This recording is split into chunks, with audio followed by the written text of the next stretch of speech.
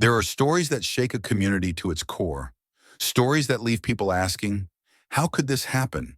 This is one of them. This is not just an account of wrongdoing. It is a story of trust broken in the worst way, a story of a person sworn to protect, yet responsible for pain that should never exist. It is a story of how secrets, when hidden for too long, can unravel in ways no one could have ever imagined. Today we step into a case that stunned an entire city. A case so disturbing that those who first uncovered it struggled to comprehend the reality of what they had found.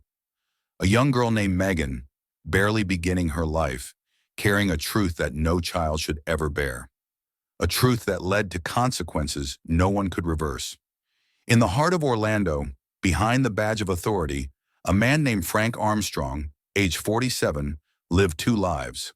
One was the image seen by the world, a respected officer, a familiar face in the neighborhood. The other? A reality so unimaginable that when the truth surfaced, it set off a chain of events that could not be stopped. This is not just a retelling. It is an examination of how such a situation unfolded, how warning signs may have been overlooked, how a system meant to protect the most vulnerable may have failed, and how in the end, choices made in secret led to irreversible outcomes.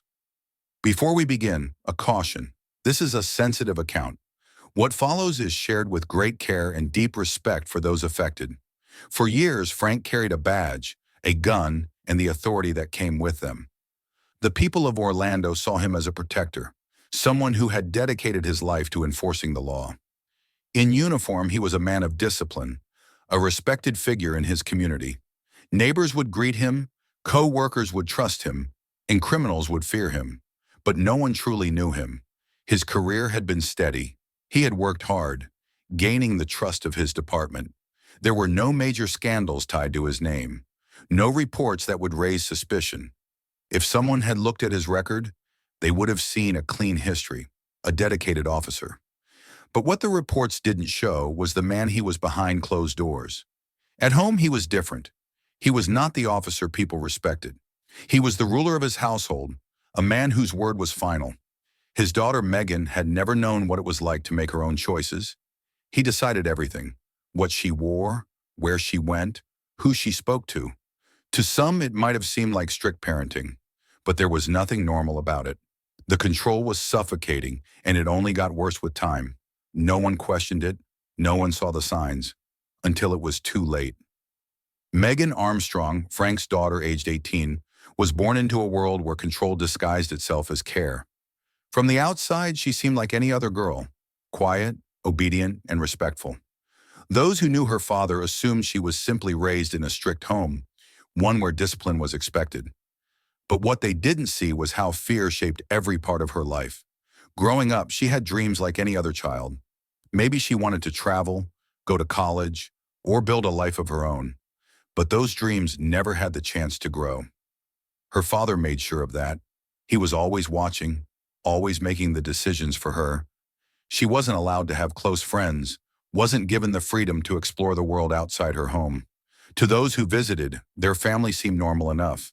There were no obvious signs of trouble, no loud arguments that neighbors could overhear, no visible bruises to raise suspicion. But there were rules, rules that only she had to follow. She learned quickly that disobedience had consequences. If she ever questioned him, she was met with silence, anger, or worse. She was being groomed, shaped into someone who wouldn't fight back, someone who wouldn't resist. And for years, no one noticed. Then she became pregnant. No one outside the home knew at first. It was a secret, one she carried alone. She didn't speak about it. She couldn't. Who would believe her? What would happen if she told the truth? But secrets don't stay hidden forever. And when the truth started to surface, it set off a chain of events that could never be undone. The truth was always there, hiding in the shadows of their home. But it took time for it to come to light. She never had a choice. The abuse had been happening for years, woven into the fabric of her everyday life. It wasn't sudden. It wasn't one moment. It was a slow, calculated breaking of her will. The man she called her father had complete control. He didn't need to use force in the way most people imagined. His authority was enough. His power, his rules, his ability to manipulate. That was how he kept her silent. By the time she realized what was happening to her, it was already too late. She was pregnant, and she was sick. At first, she didn't understand why she felt different. The exhaustion, the weight loss, the constant feeling that something wasn't right. She thought it was just the pregnancy. But the sickness didn't go away. It got worse. Eventually, she was taken to a doctor. Maybe it was her own decision, or maybe someone else insisted she go. Either way, this visit would change everything. The doctors ran tests, checking for the usual concerns that come with pregnancy. But something wasn't normal. Her body was fighting something much worse. When the test results came back, the room must have fallen silent. She was HIV positive. There was no way to prepare for news like that. No way to process what it meant in that moment. But someone had to ask the hard questions. How long had she been sick? Who had infected her? Did she know? And then, the most chilling question of all, who was the father of her child? This wasn't just a medical case anymore. This was something much darker. Someone had to report it. The doctors had a responsibility to involve law enforcement. But the man at the center of this case was law enforcement. The investigation began quietly. The police couldn't afford to make mistakes. They had to be sure. The truth had to be undeniable. Because if what they suspected was real, then one of their own had committed a crime too horrifying to imagine. When the evidence came together, there was no room for doubt. A father, a police officer, a man trusted to uphold the law. He had not only abused his own daughter, but had infected her with a virus that would change her life forever. The revelation sent shockwaves through the Orlando community. This wasn't a story people could easily comprehend. How could a man who swore to serve and protect be capable of something like this? The public demanded justice. His fellow officers were left stunned. But the story wasn't over yet. The truth was out. But he still believed he could control the situation. The investigation was moving forward. His daughter's medical records had become evidence. The DNA test was undeniable. His secrets, the ones he had buried for years, were now in the hands of detectives. The pressure was closing in. His fellow officers, the very people he worked beside, were now questioning his every move. His once respected name had become a stain on the department. He wasn't just an officer under investigation. He was a predator exposed to the world. He had spent his life bending the law to his advantage, and now he was desperate to escape the consequences. He tried to cover his tracks.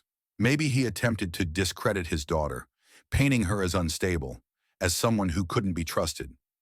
Maybe he reached out to colleagues, hoping for sympathy, for protection, but the evidence was too strong. There was no talking his way out of this. And then he made a decision. The fear of prison, of losing everything, of facing the judgment of the world. It pushed him to the edge. This wasn't just about avoiding punishment anymore. It was about silencing the person who could destroy him completely. Murder wasn't a last-minute decision. It was something that built over time. The more desperate he became, the more dangerous he was.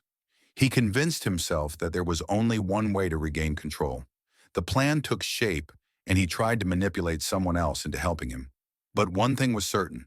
His daughter, the person he had already stolen so much from, was now in even greater danger. Then it happened. A crime of desperation, a final act to erase the evidence of his sins. But murder never goes unnoticed, and what he did next would determine whether he got away with it, or if justice would finally catch up to him.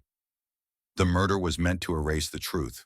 Instead, it exposed everything. The moment law enforcement arrived at the crime scene, something didn't add up.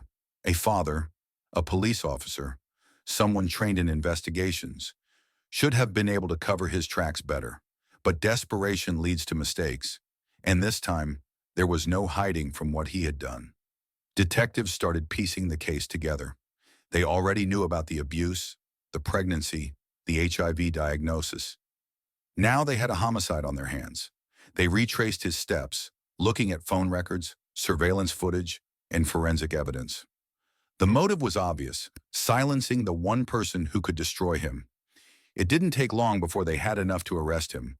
The trial that followed was one of the most shocking in Orlando's history. The courtroom was filled with people who had once respected him: colleagues, neighbors, even those he had once sworn to protect. Now they looked at him with disgust. The prosecution laid out every horrific detail: his abuse, his crimes, his desperate attempt to escape justice. His own daughter, the child he was supposed to protect, had suffered in ways no one could imagine. And when she became a threat to his freedom, he made sure she wouldn't speak again. The jury didn't take long to decide. Guilty. The sentence was severe. Life behind bars with no chance of parole. A fitting punishment for Frank, a man who had stolen so much from his own flesh and blood. The community was shaken. There were no words to describe the level of betrayal. A police officer, a person meant to uphold the law, had used his power for the worst crimes imaginable. The Orlando Police Department was forced to confront hard questions. How had this man been able to hide his crimes for so long? Were there warning signs they had missed? Could policies have been in place to prevent something like this? In the end, justice was served, but no sentence could undo the damage. A young life was stolen, and the scars left behind would never fully heal. This case was more than just another crime. It was a reminder that monsters don't always hide in the dark. Sometimes they wear a badge. This case was more than just a tragedy. It was a failure of trust, of law, of the very systems meant to protect the most vulnerable. Abuse thrives in silence. It hides in the places people least expect, often at the hands of those who are supposed to protect and love. And when the abuser holds power, when they wear a uniform, carry a badge, or control every part of someone's life, it becomes even harder to escape. The victim in this story never had a real chance to be heard. The signs were there, but no one knew how to see them. A father who was too controlling, a girl who seemed isolated, whispers of something not being right, yet nothing was done until it was too late. The justice system stepped in after the worst had already happened. But justice after death is not enough. Real change means stopping these crimes before they reach this point. How do we stop this from happening again? It starts with awareness, recognizing that abuse doesn't always look like bruises. It can be fear in someone's eyes, sudden changes in behavior, or an unusual level of control over a person's life. It means believing victims when they speak and giving them a safe place to turn. It also means holding those in power accountable. No one is above the law, not a police officer, not a father, not anyone. When red flags appear, they must be investigated. When complaints are made, they must be taken seriously. This case should never have happened. But the question now is, how many others are still suffering in silence? If you or someone you know is experiencing abuse, there is help. Hotlines, shelters, and advocacy groups exist to provide safety and support. No one deserves to suffer alone. No one should feel trapped in fear, and no victim should have to die before the world listens.